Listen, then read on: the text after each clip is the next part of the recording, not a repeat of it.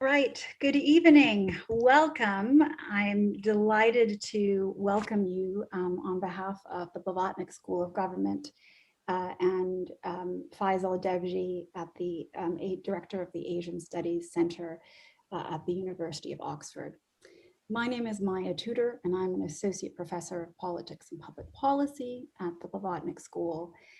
And we're here tonight with just a great set of voices to discuss a really important new book by Atul Kohli called here Imperialism in the Developing World, How Britain and the United States Shaped the Global Periphery. Because we only have an hour, we're going to dive right in. We're going to spend the first half an hour on questions from our author and panelists who I'll introduce shortly. And after that, we'll move on to questions from the audience, which I will moderate. So be putting your questions and thinking of those and putting them into the chat. So we have with us Atul Kohli, the author of the book that we're discussing. And for many of us, Atul is an intellectual giant who really needs no introduction. But for those of us who don't know him, he's the David Bruce Professor of International Affairs at Princeton University. He's written prolifically 5 books on the political economy of developing countries, some of which have won prizes, all of which are groundbreaking. And all of them have fundamentally shaped the way that we understand the role of the state in promoting economic development in developing countries around the globe. So with us is Shruti Kapila, who is the Professor of History and Politics at Corpus Christi College at the University of Cambridge, as well as Akshay Mangla, who's an Associate Professor in International Business at the Saïd Business School, also here at Oxford. So for those of us who have not had a chance to read the book is really animated by 2 core questions.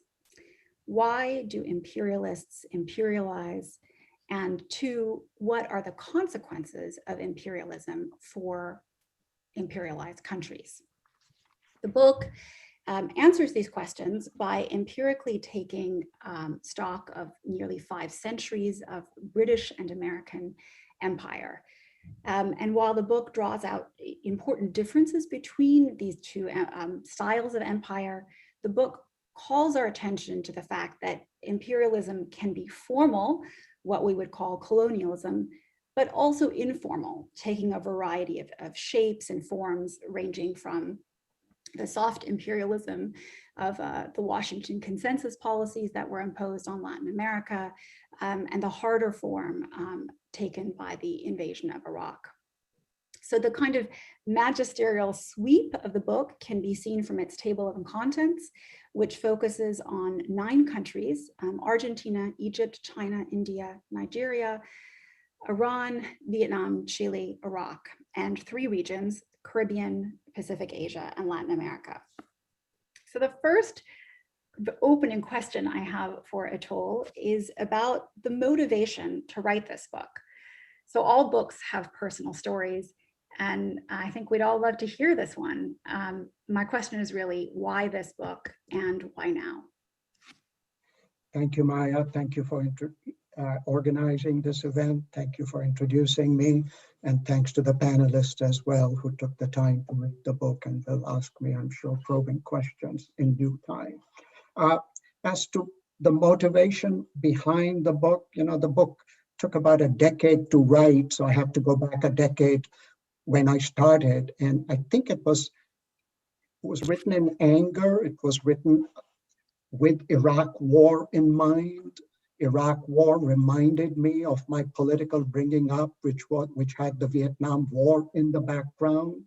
And so Iraq war reminded me that there is a type of pattern here which had begun in my youth. And I sort of wondered, what is it behind that connects these? And then I was born in India and grew up, and British colonialism was always in my DNA, so to speak. And so I wanted to tie these themes together.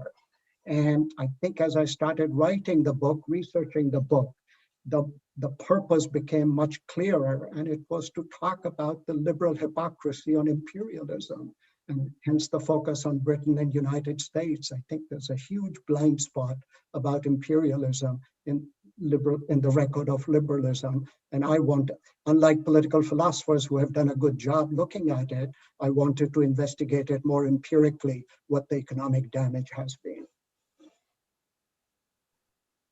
Great.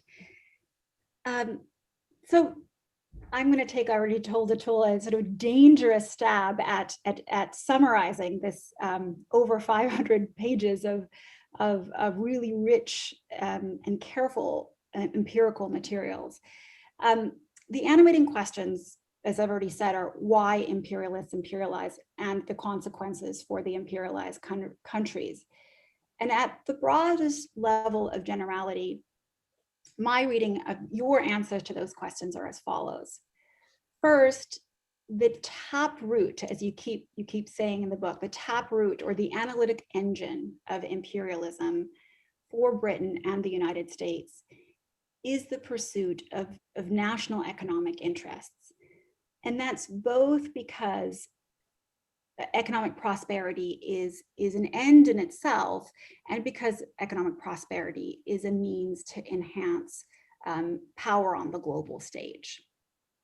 And as to the second question, the consequences of imperialism, you use this comparative historical methods and a really effective parsing at what's invariably incomplete data to show the consequences of imperialism are on balance negative for imperialized countries. And importantly, negative in direct relationship to the formality of the imposed empire. So that is, the more formal the empire installed in the country, the less those countries were able to set upon a path of inclusive and equitable growth.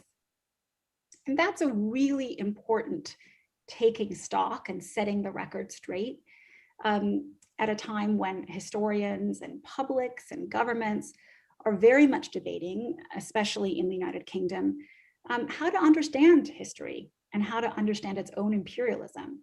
So I think this book does a really careful job of setting the record straight and showing that even though in some cases colonized countries did receive investments that helped them to create effective states, that on balance it was a negative, as I said, in direct proportion to the formality of empire.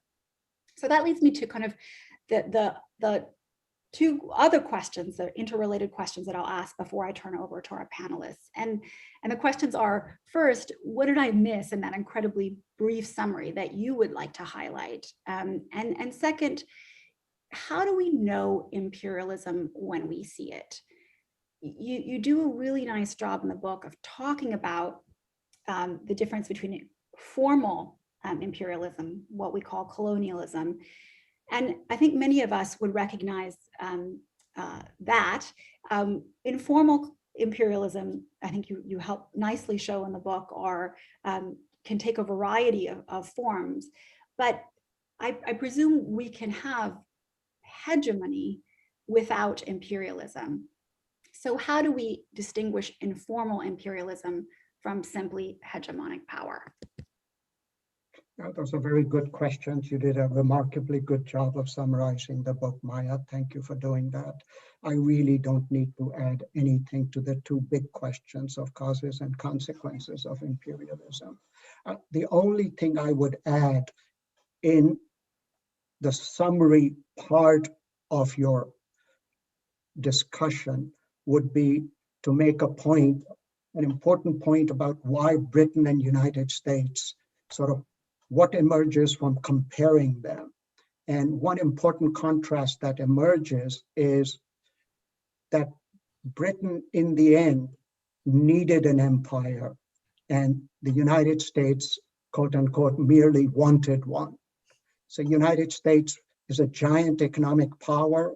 It could have done without an empire. It would have probably not made an immense difference to its overall national economic prosperity. So I take a lot of pain in demonstrating that in the United States, specific interests moved the imperial bandwagon. And there was always debate in the United States about the utility of empire. Unlike in the 19th century, there's an enormous amount of consensus within the political class in Britain about the desirability of empire. And I think these differences can be traced back to need versus want, an analytical distinction I make. And it's, I think, helpful in trying to understand a variety of differences between Britain and United States. So that's the only thing I would add. Of course, I could go on and on. It's a 500-page book, but for the sake of time, I think that's an important observation to add to the summary of the book. Then to turn to your question of hegemony, that's a very important question throughout the writing of the book. As you can imagine, I strained and sort of thought about that question a lot. And in a sense, I was arguing against Wallerstein. So I had dependency theory in the back of my mind, and I wanted to distinguish what informal empire, how is informal imperialism different from quote unquote mere dependency? And the situation of economic dependency, in a sense, can be a situation of hegemony. And so to rephrase your question, how is every dependent country simply part of an informal empire? And the answer is no. That's why I emphasize the role of coercion right from the very outset. So economic and political and power asymmetries are common in interstate relations. You cannot, so United States may have a hegemonic relation vis-a-vis Canada, but it does not run an informal empire. It's clearly sort of hegemonic type of inequality of power, very distinct from what US does in Central America or when it supports a coup in Chile. There's a lot more use of overt coercion. So I think coercion is a very important analytical distinction between sort of distinguishing mere inequality of power and economic dependency and influence and hegemony on one side, and a premeditated intervention aimed at creating an informal imperial client relationship on the other hand. So the setting up of an informal empire is deliberately aimed at creating a subservient but stable regime on the global periphery. And force is often used to either establish that empire or to maintain it. And so that's sort of the analytical distinction. It sort of becomes much more hazy when we start talking about events like the Washington Consensus, where economic coercion was used rather than military coercion. And there, you can raise real questions and serious people can disagree whether that should be considered an imperial intervention or not. But coercion is what I'm trying to get at. All right, great, thank you.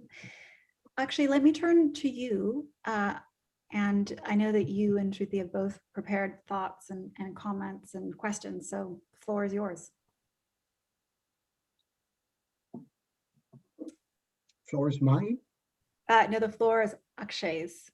Okay, sorry. Sorry, I was muted. Thank you, Maya and Atul. This was a fascinating book to read, and I mean, it's actually quite a challenging book because it actually covers so much, apart from the empirical material, so much theoretical terrain. And so I'm going to try my best to kind of focus my comments on particular arguments in the book. So I won't cover everything. It's just not possible.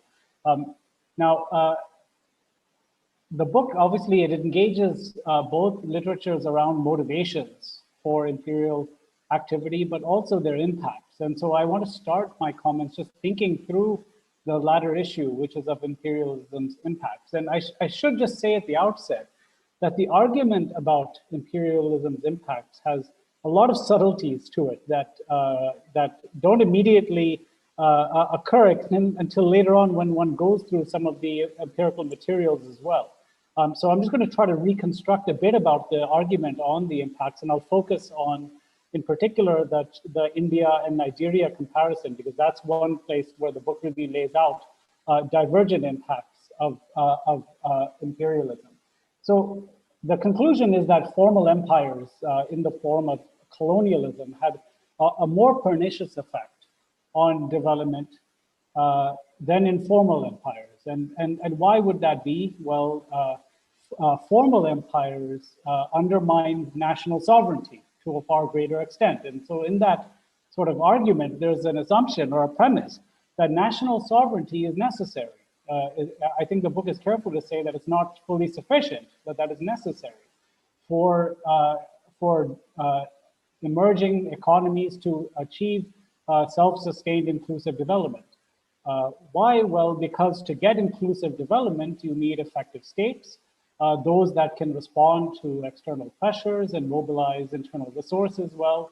And for those effective states to emerge at any given moment in history and respond to the issues of the time, some political autonomy is needed. And so formal empire, colonialism, effectively molds policies and institutions in a way that suits the imperializing regime. So the colonizer, in this case, it's Britain, exacts a greater economic toll on developing countries when it fully colonizes them, when it's a formal empire than an informal empire. Informal empire gives a little more wiggle room to particularly the policy elites. They can maneuver around, use that autonomy, but even limited sovereignty, it should be noted, and this is again the subtlety in the book, it still creates conditions for uneven or lopsided economic development, often in the form of commodity-led growth. So now just in terms of how this plays out, India and Nigeria, interestingly, in the empirical chapter, these are both cases of colonization, so formal empire. The evidence is both, I mean, there's two chapters actually. The British East India Company chapter really showcases the motivations behind Britain's formal empire and how these affected peripheral areas. But the cost of both countries in the chapter that compares Nigeria and India is, I mean, it's quite evident. Economic stagnation over many decades, not so good in terms of industrial development, regional inequalities get exacerbated and so on. But the chapter also points out the variations in the impact of colonization across these two places. The British leave Nigeria with an extremely weak, fragmented colonial state and relatively weak anti-colonial movement. India, on the other hand, is left with a comparatively more coherent state, at least with respect to its formal procedures, administrative setup, and so on. And of course, we know of a highly mobilized anti-colonial struggle that eventually fed into the nationalist movement. It seems at some level, this administrative setup and the nationalist movement were critical ingredients ultimately for unifying India for its subsequent economic and political development. But in some ways, it seems that this is just one of the conundrums that I think the argument raised for me, which is that the institutional advantages that India acquired relative to Nigeria, this is all comparatively speaking. I mean, of course, both countries lost a great deal. I mean, that could not be emphasized enough. But still, it seems that the negative impacts of colonialism, the negative impacts for colonialism varied across these two countries. And it seems that this may not simply be a function of how formal or centralized the imperial authority is. Of course, the book allows for other factors to play a role. It's not a kind of unicausal argument by any means. But it raises in my mind the possibility that in the India case, the degree of formalization and centralization could very well have also played an alternative role by encouraging countervailing political currents, initially at the elite level, but then mass mobilization, which then in turn strengthened India's position in its post-colonial phase. And so, and this could be my not reading the argument fully correctly, but the sense I got was that both countries had negative impacts of colonialism, but somehow India, it was more, the colonial regime was far more centralized and far more, had penetrated further than in Nigeria. And yet we see this variation in outcomes that seems to go counter to the expectations of the theory. So it made me wonder, could there be kind of a tipping point at which the degree of formality, if you will, or centralization of an imperial power can undo itself and that in some sense, a less formal, coherent imperial government may end up producing some worse outcomes, and not necessarily all outcomes being worse, but some of those, particularly with regards to political development in these two cases. Or maybe it's not the degree of formality, but the kind of formal or the kind of colonial rule that matters. Or it could have to do with the timing. I mean, the British were in India much longer, so it's over 200 years. So that sort of degree of engagement was so much more that it would potentially, that in itself could instigate counter currents in a way that perhaps the time frame in Nigeria was simply not long enough.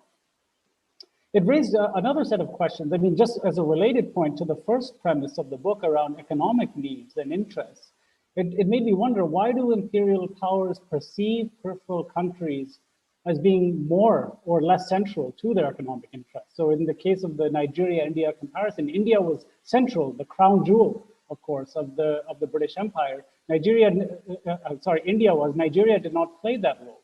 So this ties to the question of motivations, that once the decision to establish formal empire is made, I'd be curious, Atul, what your views are in terms of what drives imperial powers to centralize more in some countries than others. As a related point, it seems that, I mean, the argument about needs is quite interesting. I mean, from the perspective of the British Empire, the sort of need to establish kind of its prominence in a new system of global capitalism. But here it was not just economic, but you're very careful to say national economic needs. And of course, national economic needs raises the political construction of that need. And so since the nation's a political entity, construction of national interests is fundamentally political. I was curious how your argument about interests might square with other arguments about, say, the role of ideas, for example, in competing ideas, in defining national interests. So you alluded to political philosophers having addressed this to a great degree, but I was curious, I mean, do you treat the debates between John Stuart Mill and Edmund Burke as kind of irrelevant or epiphenomenal? Or do they matter causally in any way in the construction of a national narrative of what an imperial power's interests are? And of course, this takes us back into political science debates on the causal role of ideas in relationship to material interests. And so I would just kind of seek your guidance on how we should interpret your argument vis-a-vis those debates. And I have some other thoughts on policy, but Maya, perhaps that should do for now, and we can return to the policy implications. Yes, thanks, Akshay. That was a pretty meaty set of responses. Let me give Atul an opportunity to respond before we move on to Shruti. Those were excellent questions, Akshay. They're tough questions too. So I'm thinking through my response. I think the first question you raise, based on India-Nigeria comparison, is it not possible that even a greater degree of colonial penetration might end up with some benign consequences? Doesn't that challenge my suggestion that informality provides more room for political autonomy? That's a challenging question. The way I would respond to it is this. If you're comparing colonialism, you can, and I wish now, when I have heard several questions raised about this, I wish I had re-added my former interest on Japanese colonialism in Korea in this book. I didn't because I had covered that in another book. But had I done that, we could throw in Japan's much higher level of centralization in Korea, with British relatively centralized in India, and then British not very centralized in Nigeria, and ask the question of what does relative centralization might tell us about political and economic impacts. And the answer would be pretty complicated, because at one end, Japan will look like it left behind a legacy that could be built upon. India would be, somewhere in between, with a functioning state, but a terribly underdeveloped economy. And Nigeria at the other extreme, neither the economy nor the polity sort of benefiting from a brief experience. Time issue will be canceled out because Korea and Nigeria are both colonized about 60 years. And so the length of colonialism would not look to us as a pronounced variable. What will look is, sort of degree of penetration and centralization and understanding of how to take advantage of a colony. In Japan's case, of course, they were following their own model. It's based on Meiji transformation, and they imposed that model on Korea, and it's a very different set of outcomes. But if you juxtapose colonial cases to informal cases, a very different picture emerges. Think about India versus Argentina. Now, in Argentina, right, as most people in this audience probably know, had experienced quite a bit of economic growth late in the 19th, early 20th century. At the turn of 20th century, Buenos Aires, was as rich a city and as sophisticated as New York City. And in that sense, there was enormous amount of economic growth and prosperity along with an informal empire. Things didn't work out in the long run, and I explained why they didn't, because of the nature of ruling classes that emerged. But the fact is, whoever is trying to set up an informal empire has to, quote unquote, make some side payments to those who do the job of running a client state. And in such a case as Argentina, the ruling classes who were the sort of agro-exporters were the folks who did the business of establishing a subservient but stable state in the peripheral political economy. And what they got in return was quite a bit of economic growth, but over the long term, it was not benign because it was basically commodity-based growth and created huge amounts of income inequality, which could not lead to the creation of a sort of an inclusive nationalist movement, which requires at least some commitment to horizontal association. And we don't see any of that emerging in this type of dependent political economy, and yet you get quite a bit of growth. So what I'm suggesting is that formal colonialism on the whole fails to create economic growth. Even, and that's true for as different cases as Korea, India, and Nigeria.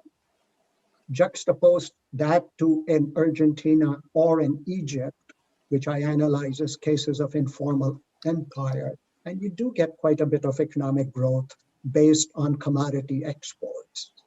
And so that's what I was trying to get at. So I think comparative colonialism would be one type of discussion. Juxtaposing formal colonialism to informal empire would be a second type of discussion on that question.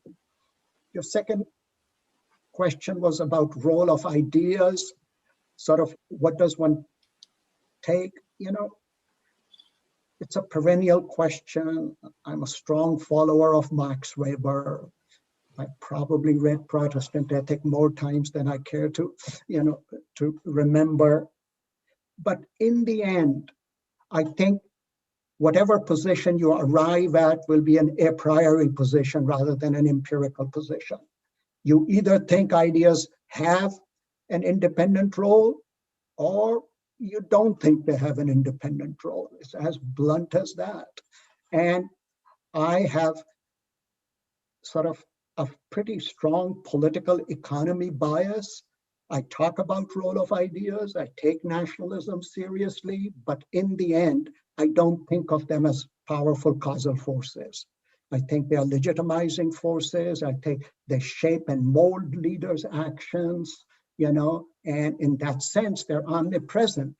But are they drivers of history? In my reading, no. And would people agree or disagree on that?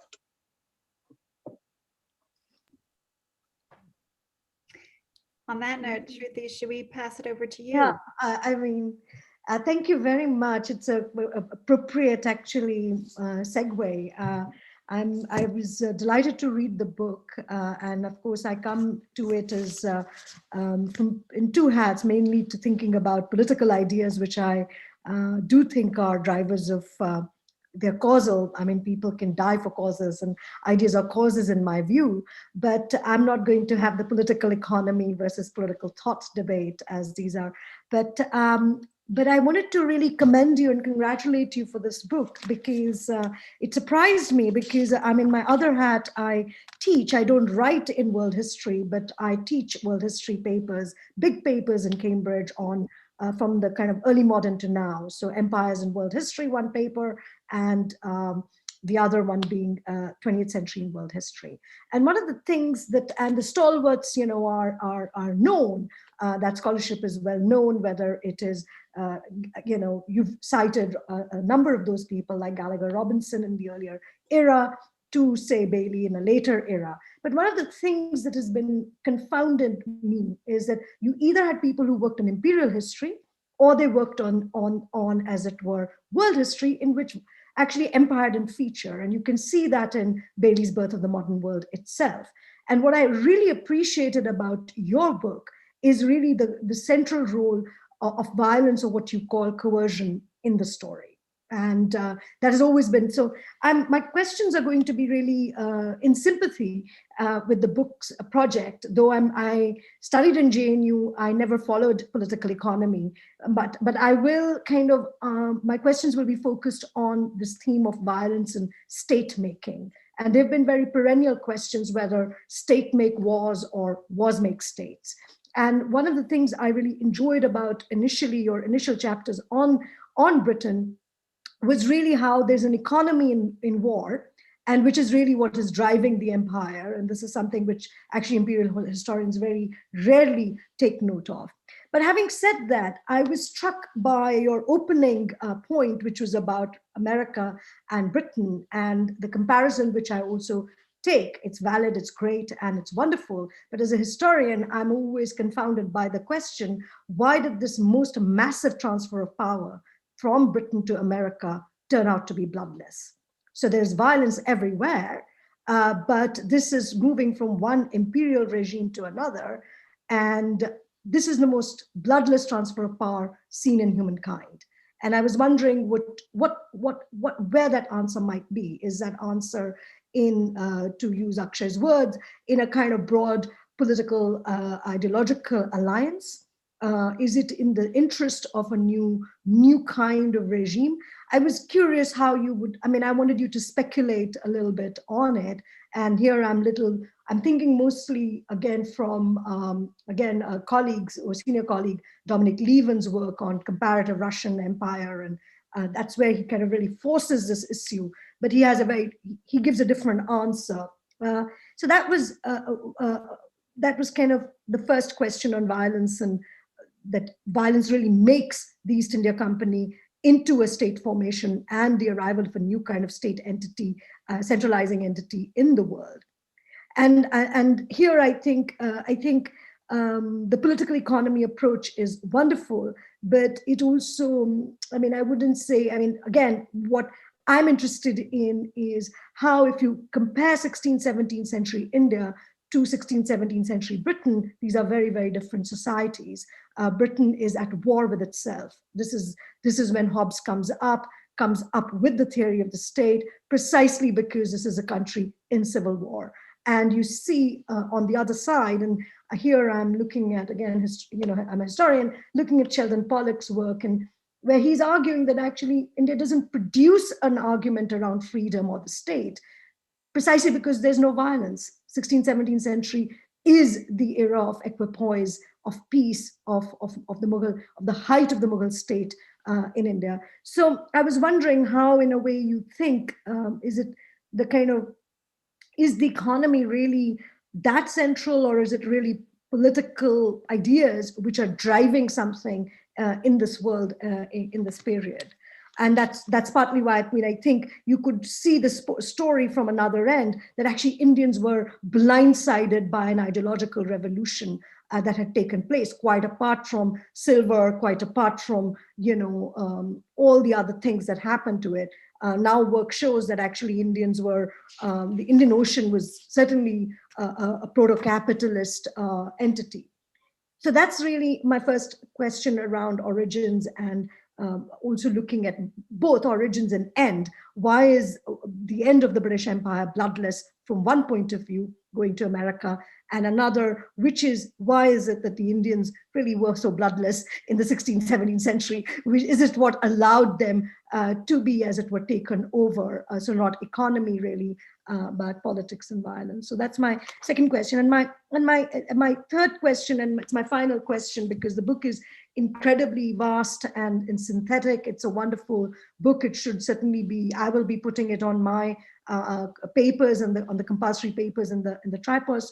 So it's really about China and the future, and the way you compared, you brought in Japan, and one of the classic Tripos questions, undergraduate question we ask here is whether Japan was pushed into a warlike or a combative role in the world, or was it an outcome of its outsized economy?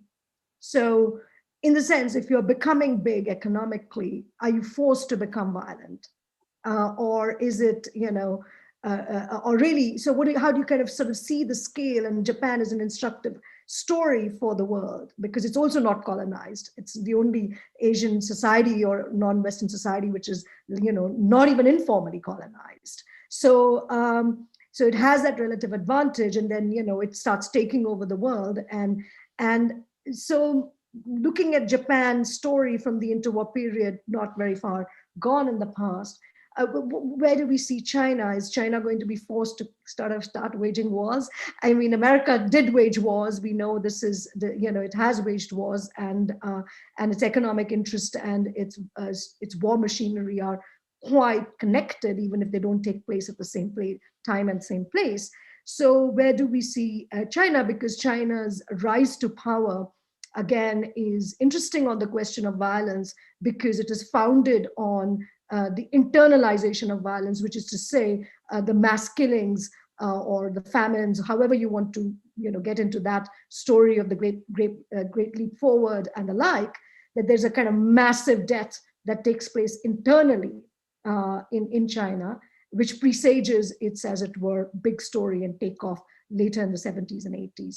So now, given the fact that, and I was in India till a month ago, and of course there was COVID, but the COVID story was completely actually overwhelmed by the Chinese story all through last summer, when there had been incursion all through the Western Himalayas, which had not been its natural frontier, and natural frontier of, as it were, combat.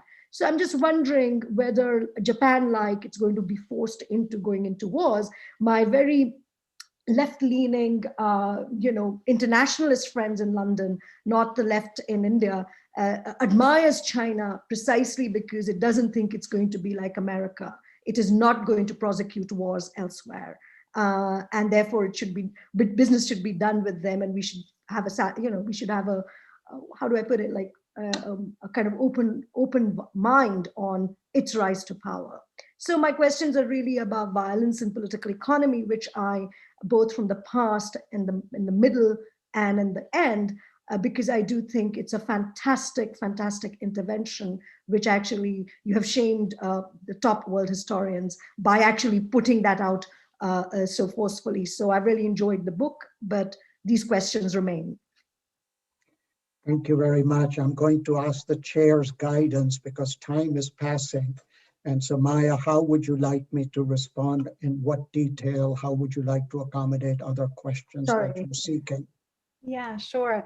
So why don't you take just a few minutes and give the broadest sketch of an answer to those questions, and then I will give voice to a few common threads running through the questions that are coming in. Okay, thank you. Those were excellent questions, Shruti. Thank you for reading the book, and thank you for raising these important issues. I will be brief, as Maya has suggested, but that's not to evade any of the questions. I think in trying to understand the shift of power from the United States to from Britain to United States, and why that was relatively bloodless, it is a really notable power transition in global history that sort of requires quite a bit of further thought. That was not a central issue in my book, so I have not addressed it. But of course, since we are talking about comparative empires, and those two are the main ones I'm talking about, it is totally fair of you to raise that question. I almost treat the two empires in silos, as if it was in the 19th century, it's the British, and 20th century, it's the United States, and in between period of what the transition and how that transition is being managed was not a central concern in the book, but of course it comes up and comes up. So when you raise it, here is a thought that comes to my mind. I think Britain and British decision makers need to be commended for nearly always understanding when they are going to lose and stepping away. So I find in reading of the historical record, the British do that much better than the Americans. Yes. So when British sense that they're going to lose India, Mm. a quiet conversation in the political class begins how to manage this. Way before that, when United States is gaining, that quiet conversation is there in the historical records. American tendency is nobody hits us in the shin. Yes. And there is a tendency to double down. Yes. Is that a difference of an ideological worldview perspective? Maybe, but it also may be a function of the type of relative political economies they had created. There's a type of almost wisdom that is, emerges from being a giant global expansionist power, which Britain acquires over a few centuries. And United States as a latecomer is sort of ready to fight over every insult. And it's related to the quick economic dynamism that the United States sort of acquires at the turn of the 20th century, and big boy, in the global struggle, which then, of course, after World War II just becomes a giant boy, just not a big boy, And I think the type of gut reaction that emerges from that is relatively different. So I think a fair amount of the credit for peaceful transition goes to Britain for bowing out of confronting situations. When they're losing in Latin America, they simply get out of there, as an example. When US is becoming more powerful, they put out feelers. Are you willing to share markets in China? That's right. So they are the first one to begin the open door policy, which United States eventually calls its own. So I could go on and on, but I think it's that type of approach to on EIC, ideas versus silver. I would not think it's either ideas or silver. I would put a lot more emphasis on statecraft and guns.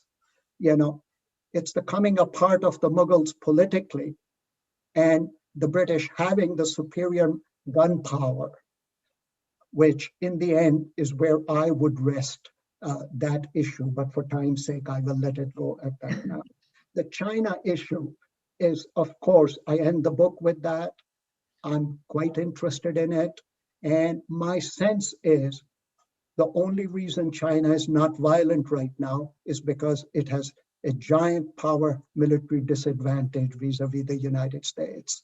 If it had something even close to a military advantage, I think it would use military power to facilitate its economic expansion. So yes, I do tie economic expansionism to rapid economic growth of economies. In that sense, Japan and China follow the pattern of United States as well as Britain. The reason China has not used military power so far is because they're way behind the United States. If you just look at the military budgets, United States military budget is bigger than the 10 next countries. That's right. Taken together. So China would be stupid to try and undertake military adventure where United States interests are at stake. So in that sense, I think it's under considerable constraints. On the other hand, we do see it expanding economically through the Belt and Road Initiative, whether it's in Africa, it's in neighborhood, and Taiwan is always sort of striking point, sort of waiting to happen. No, thank you so much. Thank you. All right, so I'm going to move to some of the questions that are coming up in the Q&A. And the first one comes from, that's been actually asked twice, and that's about how your work on imperialism dialogues with the work of Acemoglu, Johnson, and Robinson on the colonial origins of comparative development and the kinds of extractive institutions. So can you just say a little bit about where you agree and where your work disagrees with the thrust of that work? You know, it's sort of more orthogonal rather than agreement or disagreement, because I don't deal with white settler colonies. And that book and its evidence is so much more moved by data from white settler colonies in terms of, so if you juxtapose white settler colonies to Africa, you would get a very different type of answer, which they get. And it's an important article, their work. But I think I'm talking about quite different things. Right, that was great. So we have another question from Adil Malik, an economist here at Oxford, and he says, how does one distinguish temporally between formal and informal imperial control? Many developing country states that were directly controlled by Britain and France came under informal control after independence. Relatedly, is the distinction between colonial and post-colonial analytically confusing, as many states moved from informal imperial control to informal control? Repeat that last line, please. Is the distinction between colonial and post-colonial analytically confusing, as many states moved from formal imperial control, from I think being under formal imperial control to being under informal control? Right. You see, if one thinks of the formation of the Commonwealth, for example, in my way of thinking, you know, Commonwealth gets formed after quote unquote countries have become sovereign. And many leaders in Africa and elsewhere thought that was still a type of neo-colonialism. In my vocabulary, it is not that. I don't consider that part of an informal empire. Those were international organizations. These countries voluntarily joined. They could have chosen not to join it. And in that sense, there wasn't use of coercion. Economic dependency continued quite a bit in many colonies. There were investors, there were advisors. Yes, the word neocolonialism gets thrown around, but I don't conflate continued dependency as a type of informal empire. That's where I think the term becomes too loose. You know, informal empire is when United States, you know, intervenes to overthrow Mossadegh, to establish power of Shah of Iran as a, you know, as a US client ally, and then helps maintain that power for next 20 years so as to ensure that oil nationalization stays reversed. That is much closer to an informal empire than, you know, sort of continued dependency of an African country to Britain or France following colonialism.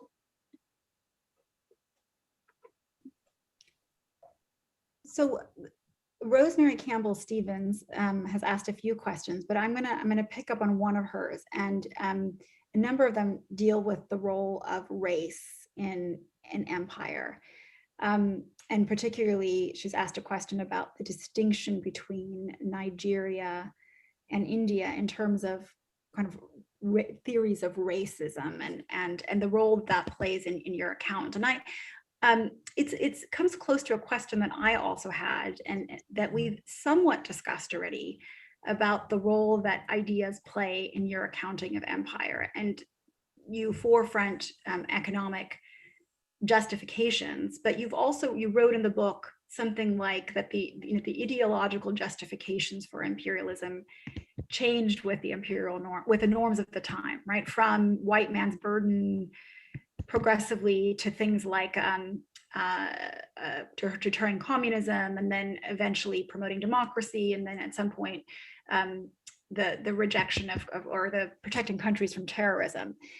And it does come to a place, I think that you've suggested already in this conversation, that where you come out on that is kind of where you start on it. That if you think ideas are epiphenomenal, that's the story you're going to tell. But I think the hardest case for that, and this is where it dovetails with Rosemary's question, is actually race, right? Because your story is actually a very elite story. It's a story about kind of the elites in imperial economies and polities, and in some cases the elites that get co-opted in especially in informal empires. But the publics in imperial countries are often convinced of the merits of the empire through theories of racial superiority. And at the very least, those ideas are still with us, and they may not be the engine, but even Weber said, right, you spin these webs and then you catch yourself in those webs. So I guess that's a kind of set of questions about the role of race in particular, and again, ideas more generally. No, those are very challenging questions, and a simple cop-out answer would be no single book can do everything, but that's a lame answer. I think as I was examining historical evidence over and over, I was struck by how much racism is a product of imperialism rather than its driver. Yes. And I was especially struck by British experience in Lagos before Scramble for Africa. So Britain had a colony in Lagos, essentially as a city-state type of colony. And it used senior Africans as civil servants, just as they were using them in India. And then after the Scramble of Africa, you get the rise of social Darwinist ideas emerging and racism becoming more and more pernicious. And they decide that they cannot use Blacks as Nigerian Blacks to train them and turn them into senior civil servants, as in the case of India.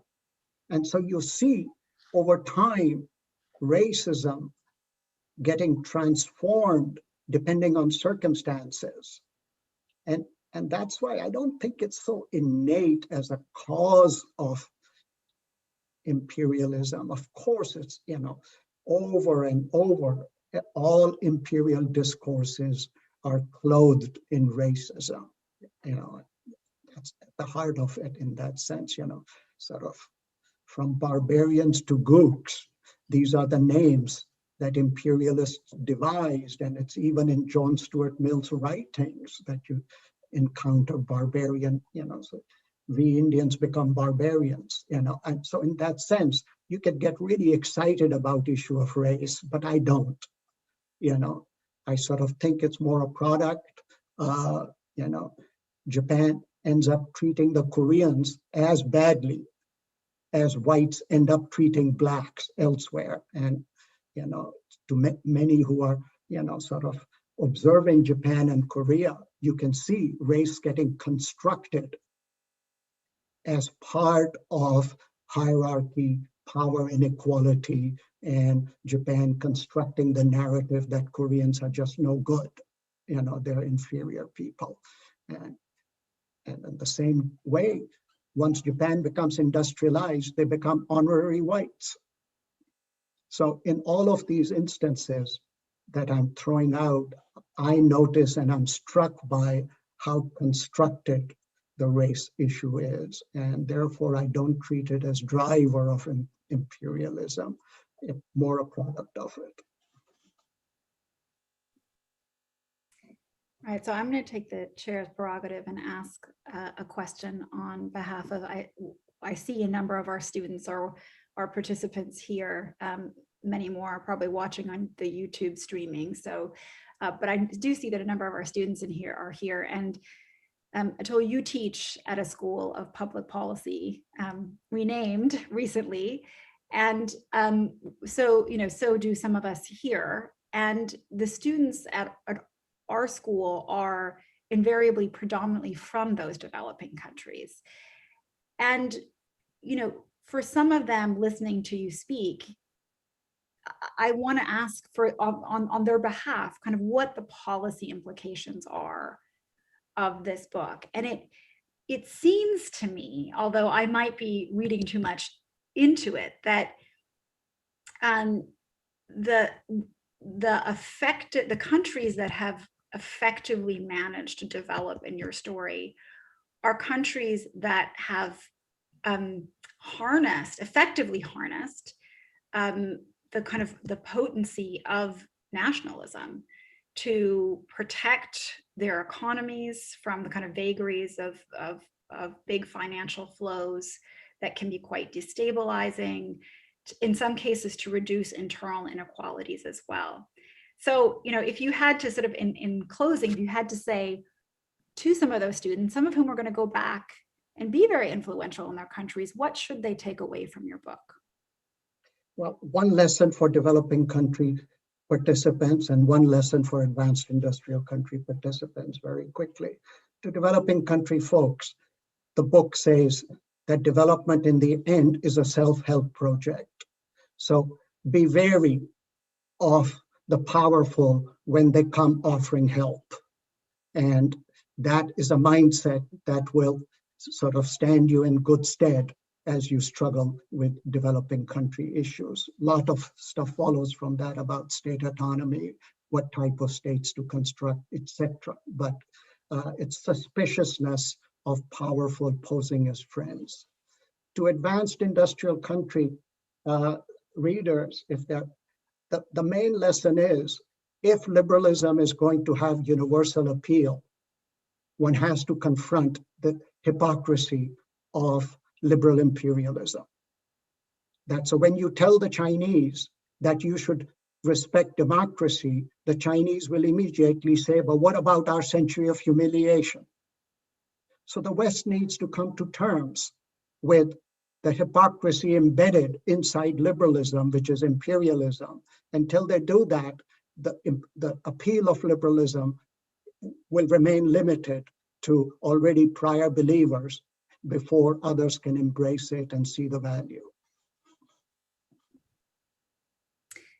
All right, that draws our time to a close. And so it just remains for me to thank Atul and Shruti and Akshay for sharing your time with us, and Atul for writing this really magnificent book that I very much encourage all of you to have a look at.